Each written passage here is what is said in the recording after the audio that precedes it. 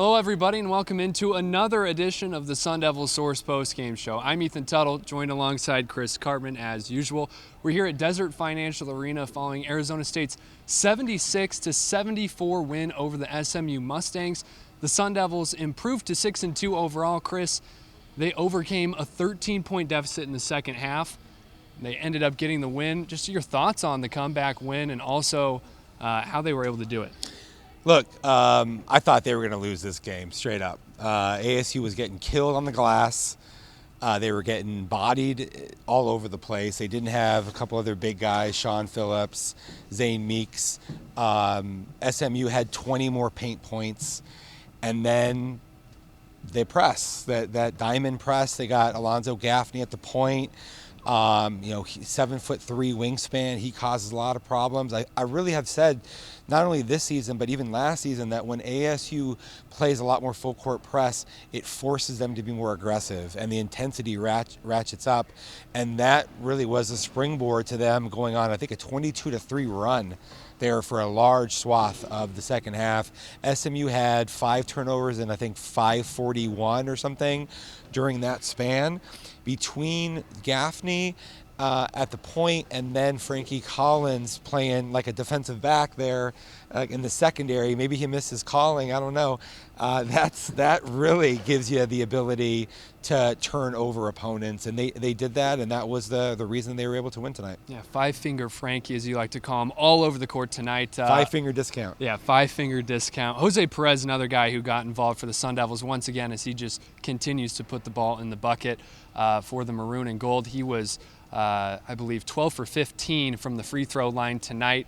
The Sun Devils had 43 total free throws compared to the 19 for the Mustangs. Just the thoughts on the free throw disparity and how that helped the Sun Devils tonight. Well, one thing carries over into the other. When you have that intensity that you're amplifying through the defense and the pressure, then it sort of leads naturally to getting the ball inside, trying to, score around the basket. And we know this isn't a very good shooting team. Jemiah Neal struggled from the perimeter again tonight. Frankie Collins, he's coming along, but really the key thing is get the ball in and around the basket. We just saw like a very strong commitment to doing so. They actually missed quite a few free throws, layups, some of which they were fouled on, and they were able to get to the line. They had 25 second half free throws alone. In this game, they had more free throws made, I think 36, than any free throws taken in their prior games this season. So, again, these are the things that are the recipes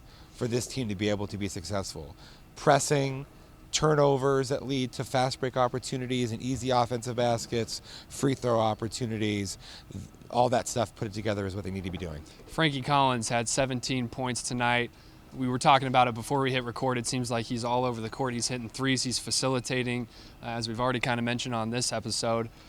Your thoughts on his improvement and how he's been continuing to put points on the board for the Sun Devils? He's always been a very good defensive player, on the ball, off the ball, being able to get into passing lanes, in the open court, being able to be a turnover generator on those fast break to lead to those fast break opportunities. We're seeing his shot really come along this year, and he struggled a lot last year shooting the basketball from the perimeter.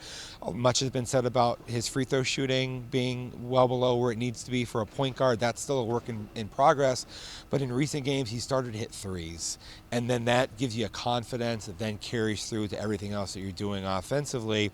Feel like he's also finding his way with moderating the offensive pacing along with Jose Perez, who is more of an old school throwback guard guy who wants to be in the post and get some stuff done, whereas Frankie Collins is more of an up and down transition player, and they're making it work. These guys are kind of getting into a sync here that is intriguing for their future. Some injuries for the Sun Devils. Currently Sean Phillips out, and also Adam Miller still waiting on the waiver news from him. Is there any update there, and what does the outlook on that look like, and how important is it for the Sun Devils to get those players in? They need them. We saw the size was an issue between Brian Salabange and Alonzo Gaffney, kind of getting moved around and not being able to keep SMU off of the glass, second chance opportunities and the like. Phillips is a 7-footer. He's not going to play for at least a few more weeks. He's been in a walking boot here. And then Zane Meeks, the stretch four-man that they got from San Francisco, he's week to week also with the foot injury. And then Bobby Hurley mentioned tonight that Adam Miller wasn't even in the arena because he's got mental health sort of issues that he's battling, and he had some tweets out there that he deleted today just in regard to the struggle that he's felt of just waiting and not knowing what's going to happen with his status now. ASU 8 games into the season and still no word about whether or not he's going to be able to play this year. That's a difficult thing. Hurley was basically just, as he has said in recent games, just trying to hold on, this team holding on, but they're doing better than that right now. They've won 4 straight. 2 of those, the last 2 were against Ken Pom top 100, pretty quality opponents, and they're giving themselves a chance if they can just keep doing this to be able, once conference play gets in session, and then you have some of these guys back, being competitive and being in the conversation for what could happen in the postseason. Chris, thank you so much. The Sun Devils get the win 76-74 over SMU to improve to 6-2. They'll be in action once again on Saturday as they hit the road to San Diego. Until then, though, for Chris Cartman, I'm Ethan Tuttle saying thank you so much, and we'll see you next time.